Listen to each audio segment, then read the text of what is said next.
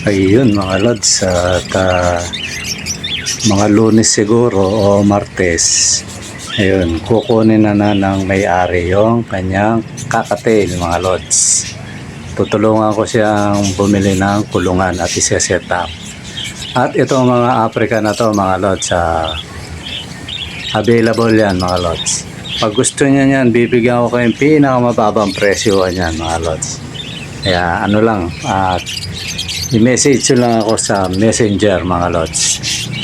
Ayan, mas maganda, marami kunin nyo, mas mura. Ayan. At tapos balik ako dun sa mga lods, yung kakatail na kukunin na lang may-ari pagkatapos ng intro mga lods. Let it, bang, bang. Magandang araw mga lods. Ayan, at yung ating African yan, mga solid yan mga lods. Kung gusto nyo mag-avail yan o kumuha yan, bibigay ko lang ng mura yan kasi namisa na naman yung kinontrol ko na nga, namisa pa. Ayan, available yan mga lods. Pag marami kayong kinuha, mas mura kong ibibigay yan.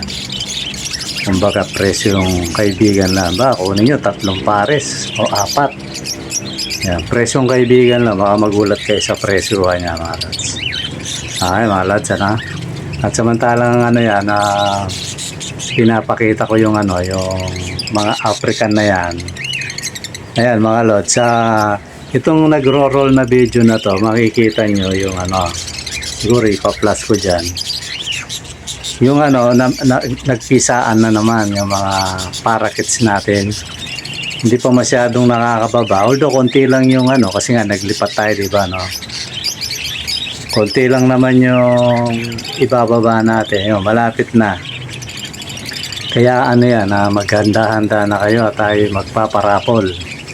Siguro isabay ko dun sa sabay ko na lang sa raffle na may bayad, tsaka yung ganoon na lang ang gawin natin mga lods. At tinitiyak ko sa inyo, mga solid to. Kaya sana sali kayo kasi makikita nyo sa video na to kung gaano kagaganda ang mga ipaparapol natin. Mamaya papakita ko yan mga lods. Ayan. Tapos magbibigay ako ng ng tip. Di ba, itutuloy ko yung itutuloy ko yung di ba, yung humihingi ng kung paano yung diskarte.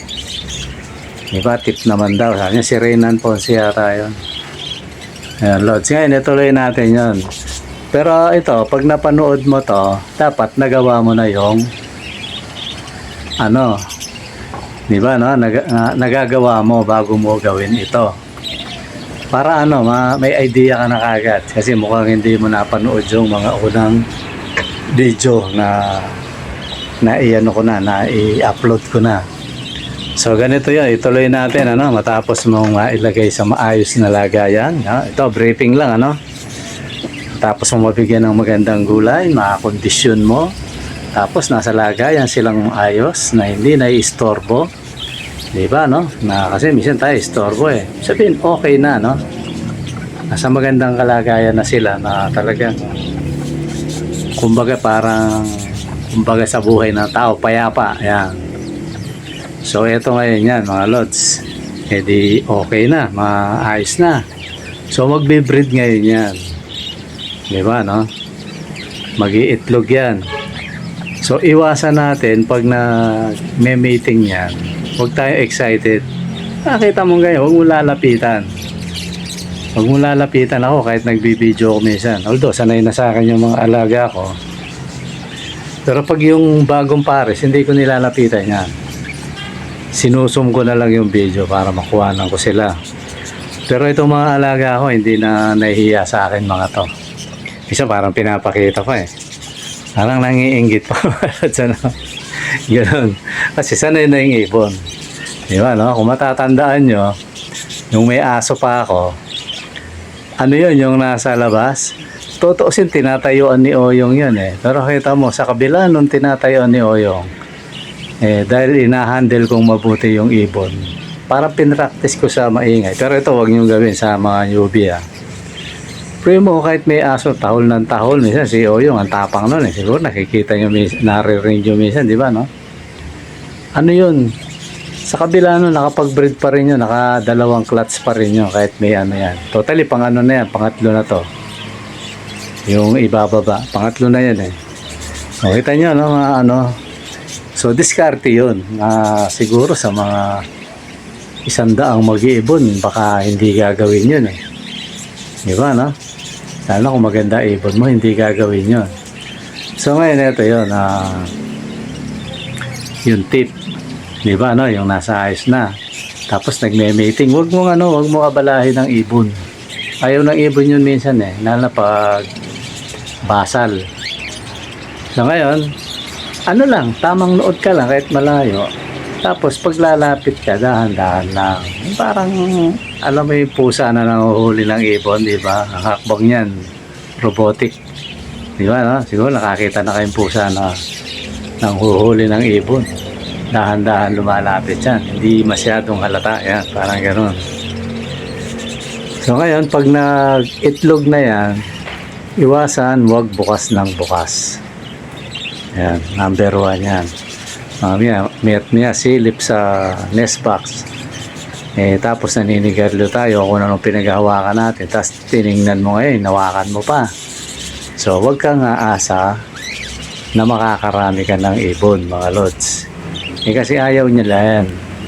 Ako, kaya siguro isang malaking impact lagi kong inuulit na, diba, no? Minsan, halos feeling ko nga, napapabayaan ko sila dahil busy tayo ngayon. Pero sa kabilang tamo, buga lang sila ng buga. Kahit inahawakan ko itlog niya, inahawakan ko inakay. Kasi walang effect sa akin yun, sa ibon. Kasi nga, malaking bagay yung wala tayong bisyo, mga lods. Diba? Bagamat wala tayong bisyo, iwasan natin na, may hinawakan tayong bagay na matapang ang amoy, hugas. Maghugas ka, tapos, ibabad mo yung patoka. Ibabad mo yung kamay mo sa patoka. Yun yung diskarte. So ngayon, kung ano ba, bumibisyo ka, yun ang gawin mo. Para iwas. Tapos, iwasan mo bukas ng bukas, tingin ng tingin, yan. Makontento ka na lang sa pag nakita mong umiitlog sila, yun.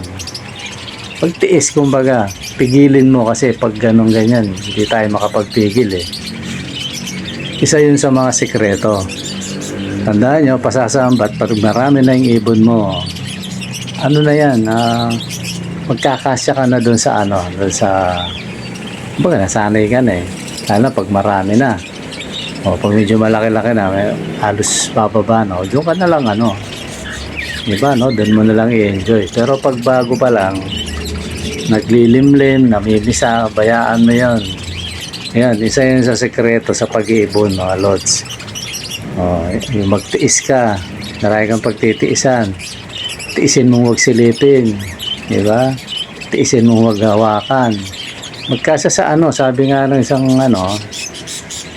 yung amoy, kasi baka may patay na, di ba? Pag may amoy, baka may patay na, di saka mo lang buksan. Maganda, gumamit ka ng video lang. Kasi minsan di natin nakikita. Ako ganun ginagawa ko minsan i-videohan ko ganyan. Pag may patay, di kukunin ko yun. Minsan kinukutsara ko yan Pag kaya kong abutin naman, kinukutsara ko yan. Ganun lang ginagawa ko. Kaya sinasabayan ko ng video, sabay kutsara. Hindi ko lang pinapakita Kasi yan siyempre kakakapa mo. Minsan ayaw nila yung nagugulo yung nila, yung nest box nila. Di ba kinakapa mo nagugulo yung yung nakabedding. Kasi minsan may maselan. Di ba, So yun lang. Tapos pag yung bumababa na, dun. Pag medyo bago ka pa lang na mag-iibon, pabayaan mong bumaba. Tapos pumoto ka na. Sabihin kumakain na. Pero bantayan mo yun kasi minsan pag hen, tapos babae rin yung anak niya, parehas magsiselos yun. Minsan tinitira niya yung anak niya o yung inakay. Kasi feeling niya, maagawan siya ng jowa. Ganun yun.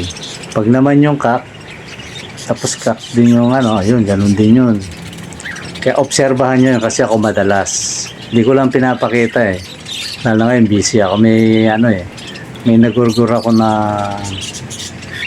ano, bagong baba siya na ano, nadali. Tapos lumublob pa sa ano, sa tubig. Eh, siguro doon niya binanata. Yun, nalunod yung ano. Kaya kita ko nung gabi. Yung madilim na. Umakyat ako.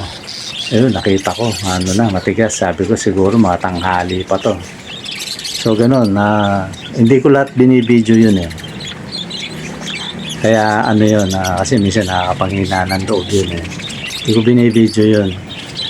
Pero alam ko sagutin kasi nangyayari yun. Maraming ano, pangyayari sa ibunan mga lods. Akala nyo kung successful ka ng breeder eh, walang, kumbaga ano, crisis yan. Ganun na lang. Alam mo, walang crisis sa ano. Hindi yung crisis sa tao na halimbawa yung tagpuyot, gano'n. Hindi.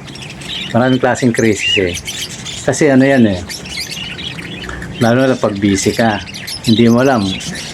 Pag nag-aaway yung ano, minsan may ano yan, may time na gano'n, mag-aaway yung ano, breeder. Nadadama yung itlog, nadadama yung anak, lalo pag maliit. Pag malaki naman, pinagsisilosan. Ako, na-observan ko na yung gano'n talaga eh. Siselos. So ngayon, ito rin yun. Pag nailipat mo na, masdan mo rin yung ano, yung mga ano, paglipatan mo. Kasi ako minsan, yung magandang ibon, doon ko nilalagay sa mga bago. Eh, minsan ano eh, inaano nila eh, gusto niya kastahin eh. Bawahin yun, no? Kak yung ano, yung mature.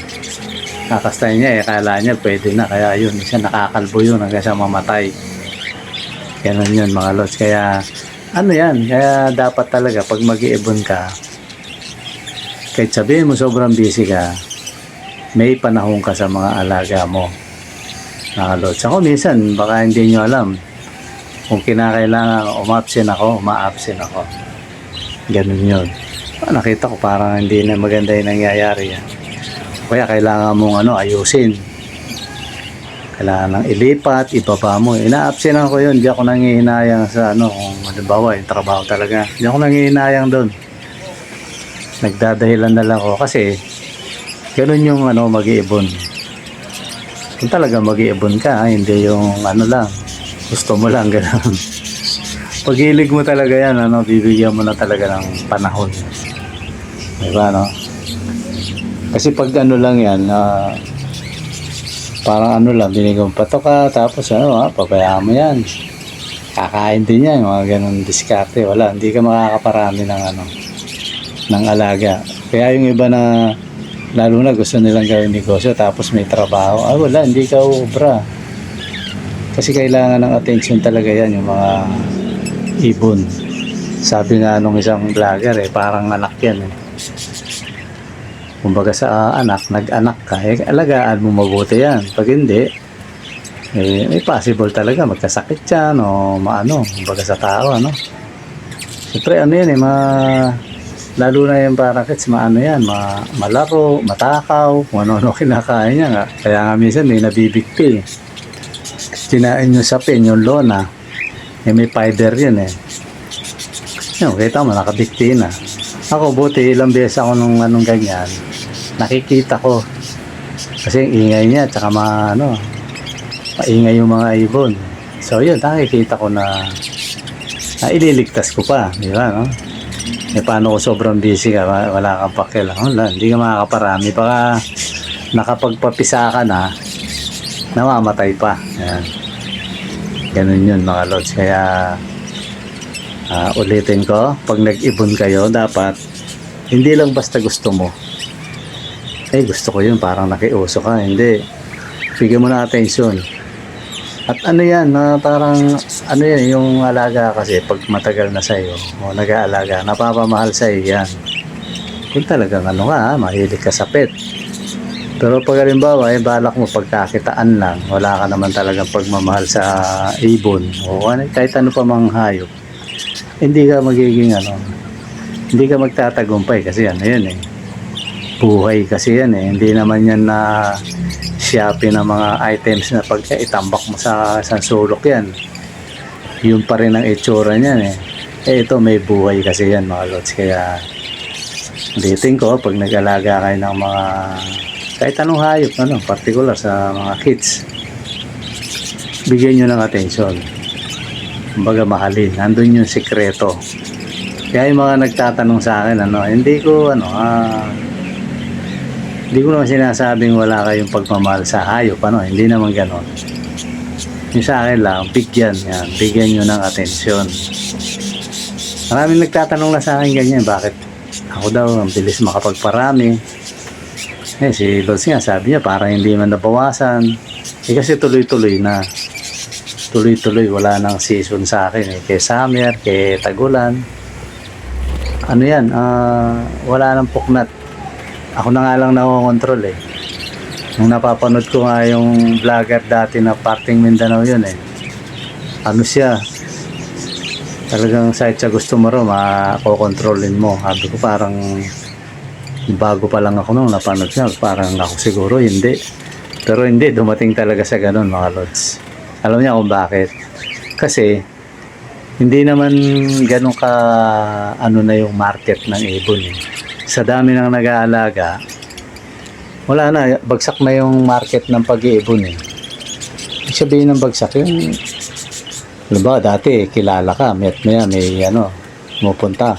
Pag dumami yan, siyempre may choice na yung mga bumibili. Ay subukin ko nga ganyan. Kaya kumbaga humihina ka. Yun, kagaya nangyari sa akin. Diba napipilitan akong i-out ng volume kasi nga, butas ang bulsa mo pag hindi mo ginawa yun sa dami ng alaga ko, diba Kaya madalas kong sabihin, for patoka.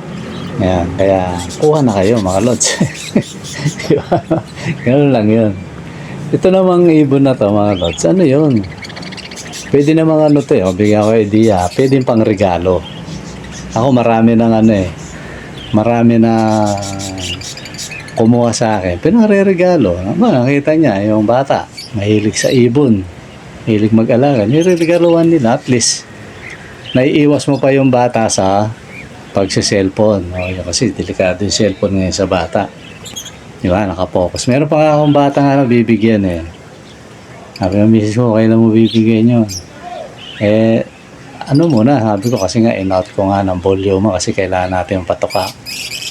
Baka itong na to, pagbaba ng mga bigyan ko yung bata. Para matuwa naman Mahilig sa daw yun eh, sa mahilig mag-alagang manok. Kasi kanya-kanyang hilig yan. Balahibo yan, mga lumilipad, mahilig siya. Kaya may bibigyan tayong bata. Yan. Ganun yun mga lods. Pag mahal mo yung pag-ibon, full attention kumbaga. Hindi lang diba, ako yung sinasabi ko na ngayon, sa panahon ngayon, kasi medyo busy tayo, diba, siya? Kahit sabihin mo sinasabi ko na umaga, gigising ako, binibigyan ko pa rin attention. Minsan nga, hindi lang kalahating oras eh. Naakyat na ako ng misis ko sa bubong eh. Uy, sabi niya, papasok ko pa. Pagtingin ko, mag-aalas 9. Kaya natutuloy ako mag-move it, mga lods. Although, naman yun, alam naman nila na ang pasok ko talaga. Ang dating ko doon, 9:30, ganon. Pero binabawi ko yun, mga lods. Kumbaga hataw. Na yun. Alam naman nila yung galawan ko, kaya wala namang So, ganun, mga lods. Tapos, pag umuwi ako na paaga, medyo maliwanag pa. Diretso agad sa taas yan. Chinecheck ko yan. Ganun, mga lods. Liban na lang kung nakauwi ako, alas 9 ng gabi, yun. Medyo sa umaga ko na sila makikita. So, ganun ang pag-ibon, mga lods. Yan, particular kay Reynan Ponce. Shoutout sa iyo, lods. Yan, siguro, mga nag-aalaga ng dyan, na yan, yan, magandang tip na yon. Panoorin nyo ito, tsaka yung nakaraan, magkasunod to eh. Okay, mga lods, siguro lagyan ko na lang ng part 2, yan. ito. Yun yung part 1, tapos ito yung part 2 particular, ano. Okay mga lads, siguro hanggang dito muna at maraming salamat sa panonood. Bye-bye.